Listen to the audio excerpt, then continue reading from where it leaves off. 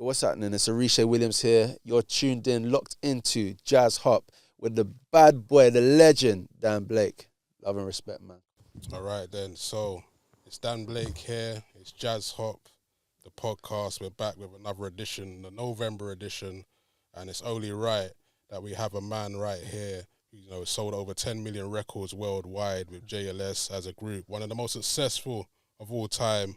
One of the founding members. The chart. Run that back one more time. Aye. I'm the founder. I'm the founder. Aye, run that back one more time. Run that back one more over time. 10 million records worldwide with JLS sold. One of the most successful groups of all time in the UK and the founding member of JLS. Also 3 albums that were, hitting the charts, big sellers. 5 UK #1 singles. They've also, 5 Mobile Awards and 2 Brit Awards. We're here with the man himself, Oritsé Williams. Pleasure, man. Thank you for joining the pod, man. My guy. Listen, well gone. Oh, man, it's a blessing, man. Yeah, it's a blessing. Yeah. It's a super blessing, man. Obviously, the November edition. It's my birthday, November the 27th. So this is like my birthday edition. So we're running this, you know what I mean? Yeah, we're running this, man. It's spiritual right now. First off, I want to know, because I believe that we're both mixed heritage. Yeah. I'm Ghanaian, Jamaican. Oh, yes, man. Big up. Yeah, man. Big up. Hey, trust me. I believe you're Nigerian, Jamaican, right? I'm actually Trini Jamaican with Nigerian roots. Okay, Nigerian. Yeah, so yeah, but I'm sure there must be some Ghanaian roots in there as well. I'm sure. Hey, trust me. You had fufu before? Broski, have I had fufu? I've had fufu. I've had amala. I've had pounded yam. Hey, you're fully gone now. Bro, come on now. Hey, trust me, Charlie. Come on now. Hey, Charlie. and a lot of my broskies, I've got a lot of Ghanaian broskies, obviously Fuse. Oh, yeah, of course. You know what I'm saying? So it's a Kojo. Kojo, big up, man. Yeah. So what I wanted to know first off, what was it like growing up when it comes to the music in the household in the early days with mixed heritage, What was it like growing up? What were you listening to? And what was the musical elements for you, man? Yeah, well, in my household, the musical elements, range between soul, jazz, neo soul, reggae, African music as well, like Fela Kuti and Two Face, and yeah, just kind of anything that I guess my family were listening to. I was very much engaged in poetry, spoken word. And kind of anything from like Jay Dilla, we were vibing that. Anything from obviously Bob Marley and the Wailers and classics from Motown, and then just kind of listening to some of my older cousins' musics, and that's kind of where I was getting into more like Floetry and D'Angelo, Jill Scott. And much more, but I obviously was traveling as well as a young boy. I lived in the Caribbean for a period of time. I lived in Africa for a period of time, and back and forth from the UK. So, I had a very eclectic mix of music. And with jazz, it's like the cornerstone of a lot of genres, and especially for like my show, Jazz Hop, jazz and hip hop combined. Yeah. Some of those elements. What were some of your favorite kind of like jazz hip hop records in the household, like coming up and stuff like that? Yeah, I mean, first of all, I want to say is that my mentor was a man by the name of Noel McCoy, and he was very much part of pioneering the acid jazz scene in the UK. So obviously, unfortunately, Noel's not with us anymore. But him and his family, the McCoy family, were a massive inspiration to me. I was in the jazz cafe literally weekly, just kind of being there, studying and being there as Noel's protege. I was there and just being around all these different musicians from the UK scene, like Donny, Omar, Terry Walker, Roachford, from America, like people like Eric Roberson, Music Soul Child. So, a lot of like jazz influenced soul singers. Obviously for me, like music, anything from like the Roots and Questlove, was always a flex. And I could pinpoint certain tunes, but to be honest, it was more about kind of like the movement that was going on at that particular time, um, and the people that were a part of that was what really excited me. And going to different kind of like soul jazz clubs, like obviously Jazz Cafe and Mau Mau, and different places. I was just excited to be part of that scene. Yeah, wow. And when you're thinking about your mentor, tell us like what's some of the advice that he gave to you that kind of still sticks with you now as a musician that you've kind of brung into your career and your life. Yeah, I haven't really actually ever spoken about Noel and the kind of, I guess, father son, mentor disciple relationship or teacher student relationship that we had. Noel really taught me to really take my craft seriously. He taught me that studying is everything. That never stop being a student of music, and I've kept that with me. So I'm always got my finger on the pulse. And people are like, yo, Risha, you know everything, like all the time. And that's because I'm always trying to learn from anything that's emerging and anything that's from the old school. And also kind of, I very much am somebody who I just love to learn. And Noel was always about, it's always about your talent, it's about your craft. Never ever stop working on your craft. So for me, like it's always been a thing whereby I've never been complacent. I continuously to work on my craft, and I continue to learn, and be the best that I can be, the best all round artist I can be. And speaking of like education and learning, I do believe that you trained in gospel soul music coming up, and you used to play the trumpet, I believe. Yeah, yeah. Just tell us a bit about, because I feel like not many people are going to know that you were trained playing the trumpet and you've got all of these original elements of the foundations of jazz within you. Yeah. So please break down that whole experience training to play the trumpet and that time. Tell us about that whole experience and Yeah. A lot of my friends were jazz musicians. So between us, you had saxophonists and pianists and incredible musicians, very inspired by people like Herbie Hancock and Miles, as you know. And it was just for me. It was like I just wanted to be part of a kind of jazz soul scene. Trumpet was the instrument I picked up, and I studied for a period of time. But then just the expression of singing is what I just gravitated to that. I loved writing. I loved poetry, spoken word, songwriting, lyrics. I just love words. I loved, what they did for me and how I was able to express myself through words, and then adding melody and voice to that. It just felt like a natural place for me to feel at home. So singing it definitely felt like, okay, this is for me.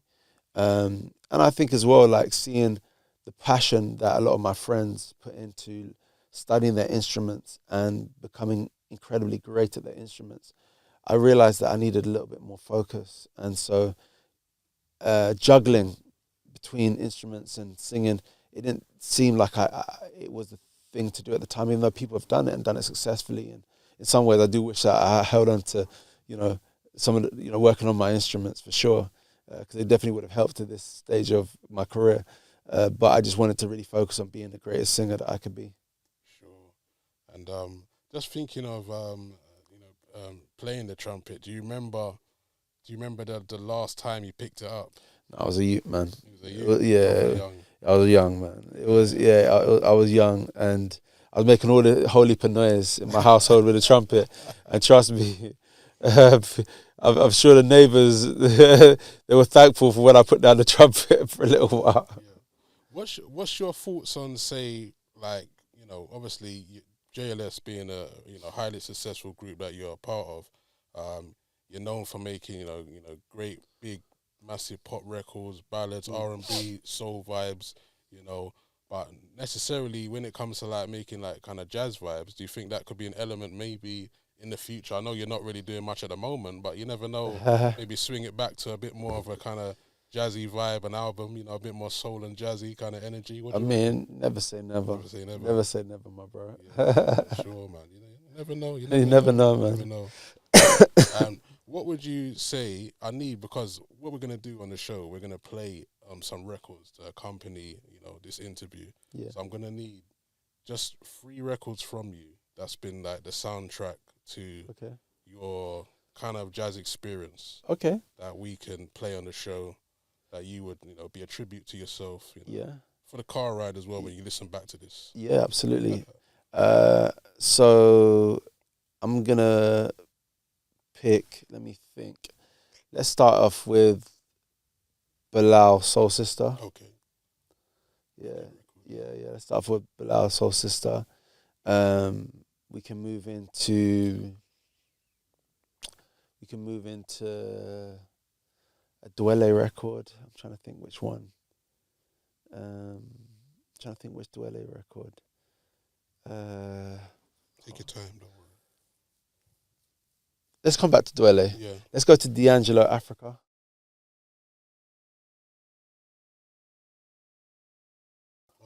Okay, yeah. That's the vibe. Let's go to D'Angelo, Africa. Let's go to Jill Scott. All right. And let's hit them with Is it the way you love me, baby? Jeez.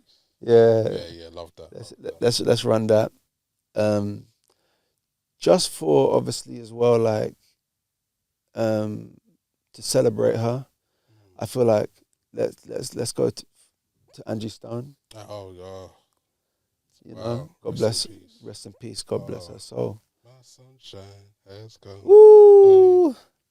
There's no worry in this world. Yeah, that's crazy. Bruv, when I hear that tune, sometimes a tear come to my eye. Trust me. I me. think how tragic that she passed, just sudden, you know. Horrendous, man. Yeah. What a legend, man. Legends. Let's go Andy Stone. Let's go to Music Soul Child, Just Friends. Obviously, it's a big one. Everyone knows it. I also love Amy Winehouse. Oh, legend. Oh, I love Amy. And obviously, her foundation was jazz. Yeah, of course. I feel like Amy Winehouse. I feel like we can hit them with Back to Black. Oh yeah. Because people will know it. I can go kind of left field on some of these tunes, but at the same time, I want people to really kind of, you know, take in the vibes. Let's hit them with Floetry as well. Floetic. Yeah, we can hit them with Floetry. What else can we hit them with? We can hit them with the Roots and the Erykah Badu tune. Oh yeah, sure. That's a classic, isn't it? That's a classic. Yeah, that's a classic. Yeah, that's a classic right there. Just trying to remember the name of it. I never ever really knew the name of that record, but it's a big tune. Oh, you got me. You got me, yeah. Hey. It's crazy. Vibes. Yeah. Crazy. Big tune. Yeah, man. The Roots, we've seen them live. Crazy. Yeah, you know what? I was hanging out with the Roots when I was in LA, believe it or not. Yeah, Black Thought. Yeah. How was that? What's that like? Bro, it was crazy, man. I literally got a picture with me, Bilal. Wow. I was just thinking to myself, damn, like, you're like a legend, man. I grew up just being absolutely, you know, like amazed by your voice and your talent. It was dope, man. Being backstage with them was crazy. Like, it was so sick. So yeah, I mean, if that's enough. Oh, that's more than enough. More than enough. You definitely. We got some treats in there today, for sure. Yeah. Appreciate, you know, your in-depth analogy and answer there, man. Okay. And just speaking on, you know, we just spoke there about, you know, meeting the Roots in LA and hanging out.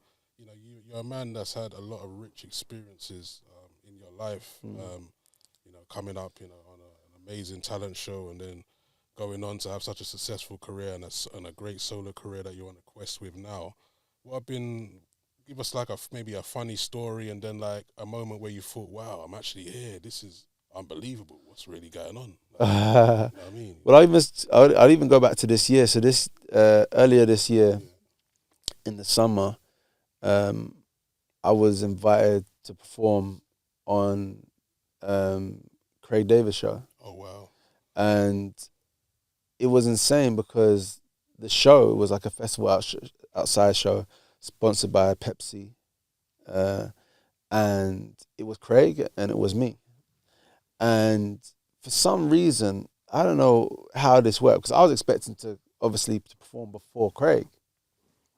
They put me on after Craig, and I'm like, yeah, but Craig's the headliner. Why am I on after Craig? And like, Craig's like the legend of the legend. So I don't even know how I'm gonna even step on stage after Craig, because this guy's gonna just pattern up the whole place with incredible smash hit records. Obviously, I'm on my journey as a solo artist, and you know, I'm humbly finding my way in this new chapter of my career, of my life, and I just kind of felt like, you know, this is all mad. So anyway, I pulled up to the show. I see Craig's on stage, right? I said to myself, I'm gonna go easy tonight, right? When Craig was singing, man, he wasn't just singing, he was singing. Bruh, this guy was sang. I turned to my team and I was like, yo, I'm gonna have to sing tonight. I'm like, they didn't just experience that with Craig, and I'm just gonna go in here and do the less is more thing, or do the minimal. No, I got to sang tonight. I got to really sang. So when Craig, you know, came off stage, he was like, he said some mad thing. Like, it was just all weird. He goes, I warmed them up for you. I'm like, what are you talking about? I was like, what are you talking about? They're good, they're warm, they're ready. I'm like, Craig, I'm here to support you. What is even going on? So I just felt like mad amounts of pressure. I'm not even gonna lie to you, because it was not what I was expecting. And when I went out there, I had to go out there and deliver, because they just had Craig David. You know what I'm saying? So I'm gonna have to go out there and deliver. And you know, it's safe to say that I did my thing. You know, I did my thing, but it was a crazy amounts of pressure, man. Crazy amounts of pressure. But good music, and when you just connect with the people, then it's a beautiful thing. Sure, and you see, and in that moment, it just shows you the amount of, you know, respect Craig had for you as well. You know? Yeah, but he's a legend, man. Craig is a legend. Come on, legend. And he's a legend, man. Come on, yeah. I'm just like, I'm not worthy to perform after you, man. I know like, yeah. You know what I'm saying? I know you're humble with it, but again, it shows you that you know, he's got love for you and holds you in high esteem as well. Yeah. He showed me love, man, and I appreciate it for sure. That's big. Who in the like jazz world right now, like if you could work with any artist right now, who would you work with? Or a singer, or a soul singer, or, you know, soul blues singer? Who would you work with right now? Give us a couple of names. I really love Celeste. Oh wow, she's my favorite, bro. Oh, for real? Yeah. Come on now. Bro, Celeste. Yeah, Celeste is incredible, man. Love her, I love Celeste. I think she's just phenomenal. Yeah, phenomenal. I love Ray. I feel like Ray's really kind of she's found a way to really merge jazz with pop, right, in this generation in a way that not a lot of people have. You can see she's very rooted and her foundations are in jazz. Who else is there? Yeah, Celeste is up there for me, man. I think after I said Celeste, I don't even know if there's anyone else I can pull up. She's so cold. You know what I'm saying? Her voice is just like, it's chilling. Yeah, it's like, literally. I don't know how to describe it. Bro. But then obviously you got like Ari Lennox. Oh, Ari's cold as well. Ari's cold. So cold. You know what I'm saying? So I mess with Ari for sure. And there's a couple of other peeps as well for sure that I'm got my eye on. But Ari, Celeste, Ray, yeah, man, let's pick up the females. Yeah, 100%. Yeah, man, that will merge well. Those are some, you know, some serious voices there. You know? Yeah. Even when I think about it, Ari's a bit underrated as well. Like, you know, Ari's well underrated. Isn't it? Yeah. Come on. Yeah, she's cold. Also, Liana La Havis. Yeah, Liana Havis. She's cold. Sure. I would love to. Like Corinne Bailey Ray vibes. Yeah, she's kind of Cream Belly Ray vibes. But Celeste, man, I'm expecting more things from Celeste, man. She just dropped a new album. Coming, That's man. coming. I think, Yeah. She's cold. She's here, then she just, she's just gone, innit? Like, creatives, innit? Yeah. Artists. Yeah, Artists. like, I like that, though. I like that kind of, sometimes I like that old school mystery a bit, where it's like, everyone's just not there constantly, you know what I mean? I don't know, what do you think? Like, a mystery, sometimes it's, Yeah, I mean, I love the whole mystery side of stuff. You know who I saw, actually, who is kind of, I don't know if he's making music as much anymore. Do you know a guy called Moses Sumi? Heard of him. The American guy. Yeah.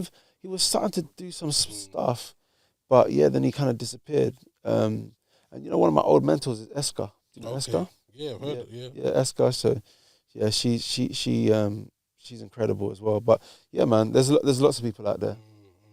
There's a singer I rate as well. It's kind of got a deep voice, soul vibes. The Jacob Banks. Of course. Yeah, I love Jacob. Jacob's incredible. Cold. Jacob's absolutely incredible. Yeah, that's another voice where I'm like, it's got that presence, you know. Definitely. So like, what's next for you right now, man? Just tell us about what projects you got going. Yeah. What's the plan for the rest of the year and 2026? What's it looking like for you, man? Well, every time I jump on IG Live or TikTok Live, the fans are screaming out for a solo tour, solo album, solo projects, and it's like they're forcing me into that area of like, Oritsé, it's time, and I'm like, okay, cool. I'm hearing you guys loud and clear. I'm just, you know what it is with me, yeah. I'm the kind of person where, like, everything at the right time. I don't, you know what I mean? I don't like rush things if it doesn't feel like, everything, it has to be a meaningful step. And I feel like I'm still building myself up in this kind of, solo space. People are still starting to get to understand who I am, as a solo artist, and the music that I love, and the music that I love to make, and how I'm expressing myself musically as an individual. And that's been really, really dope, because obviously I kind of started off, I dropped a record a couple of years ago, well, quite a few years ago now, called Waterline, which featured Pusha T. Yeah, I love that record. Thank you very much, Waterline. One of my favourite records of yours, man. Oh, yeah. I appreciate it, man. Appreciate it. And then obviously I moved on to a record called Showdown, and then I moved on to a record called Language that really, that's where I felt like I really started to, arrive with Language. And then from Language, I did a record Sober with AO Beats and Bella Shmurda from Nigeria.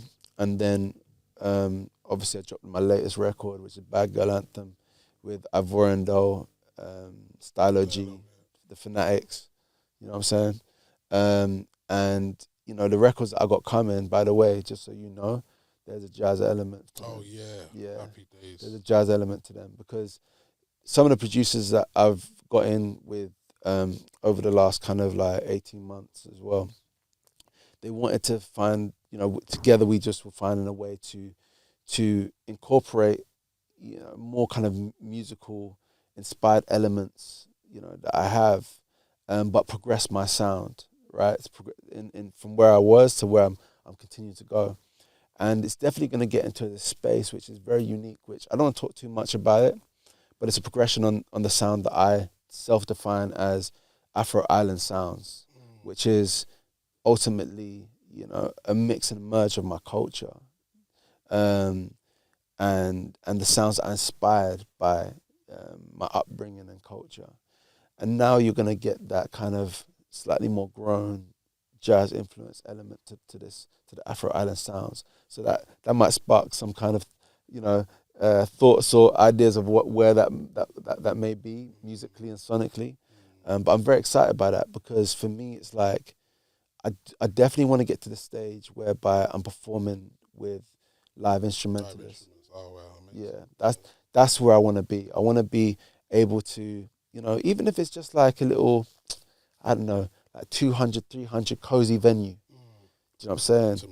Intimate venue, and I've got my live Scots or something. Ronnie Scott's even, that would be dope. And I've got my live instrumentalist with me, and we're just creating this big vibe and this this beautiful musical experience for my fans. Like that would be absolutely incredible, man. Yeah, definitely.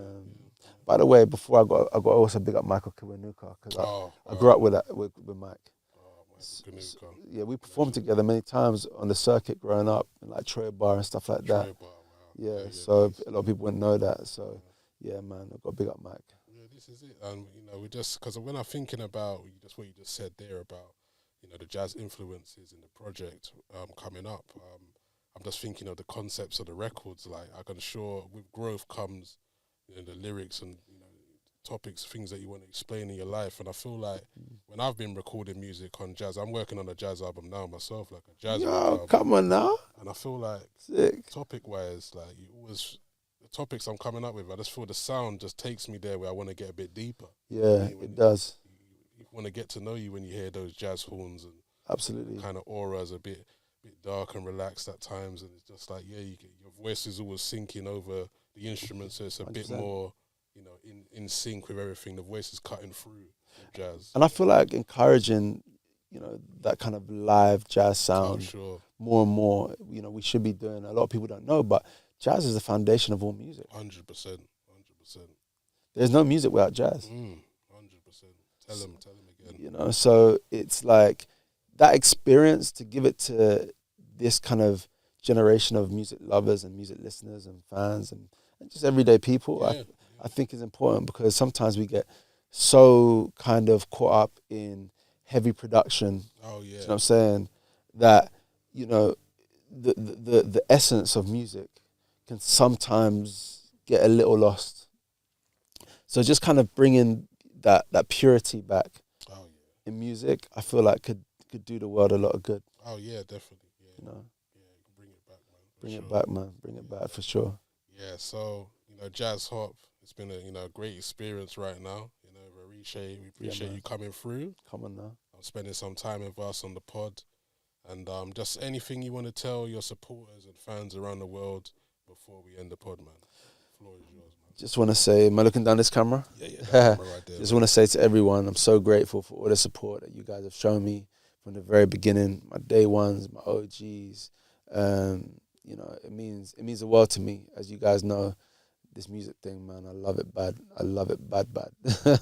So, just the fact that you guys keep on rocking with me, man, it means a lot. So keep on following the journey. We're just getting started, baby. Let's get it. Yeah. Come on now. Respect. We appreciate that.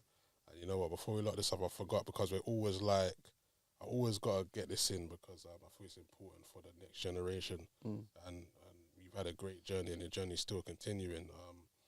Is there like something that you live by, like a wisdom quote that you live by in life, and just advice to up and coming musicians that are trying to, figure this music thing out, maybe just starting or in the game, or maybe a bit deterred, they've got to do something else to make money, and they're just trying to bust through and just, feeling like they ain't got no hope, or, and just a word of wisdom as well, man. Yeah, I mean, in life, in terms of life, my mantra in life is patience and forgiveness. I feel like in the world we live in, a lot of things are happening, and people are dealing with different things that we don't sometimes know behind the scenes, and sometimes we, don't get, the best of each other, right, in life.